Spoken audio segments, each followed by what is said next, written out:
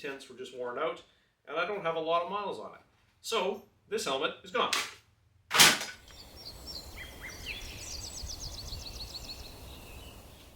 Trainee fans, welcome back. I don't usually do gear reviews, but I wanted to share this one. I've had HJC helmets for 20 years. I usually only get a season or two out of them before they start to bed in really bad and give me some pressure points in the top of my head. The last road trip I took through Western Canada, it was much the same. So much so that I gave up and stopped and bought a helmet on the way home. The visor wouldn't stay up. It didn't matter what I shoved in the side, what I played with. The detents were just worn out, and I don't have a lot of miles on it. So this helmet is gone. So what did I learn? I learned I have a fat head. I stopped, I went shopping, and after trying on 20 helmets, was it a great sales tactic to throw my head into one of the most expensive helmets in the place? Probably, because damn, it fits nice. I didn't mean to go in and buy this helmet.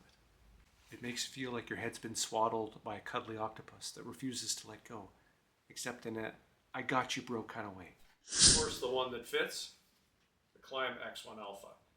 It is amazing looking, awesome carbon fiber, fits like a glove. I have about 10 hours of highway travel on it. It's decently quiet for as much as any adventure helmet may be.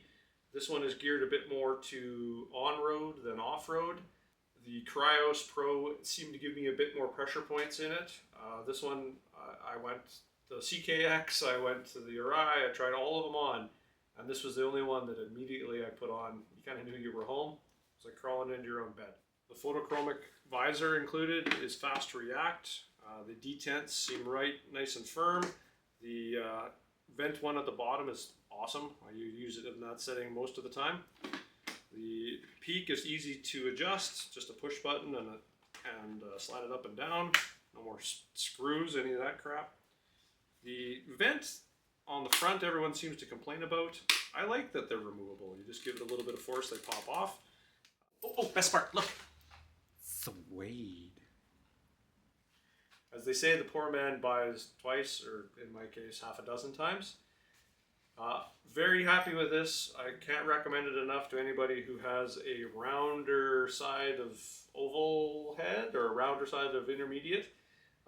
Lots of space in there for us fatheads, and the helmet hugs your head so perfectly, it's a safe word away from a BDSM accessory. Thanks for stopping in. There are riding videos coming. I promise. I'm working on editing the trip through Western Canada. In the meantime, help me out, help out the channel. Right in here. Hit that like button if you don't mind. Helps out the channel a whole bunch, and hopefully we can get the videos out to others. Thank you very much for stopping in, and we'll see you soon. It vents so well and fits so tight, it's like lingerie for your head, except instead of lace, it's carbon fiber that shows off curves you didn't know your skull had.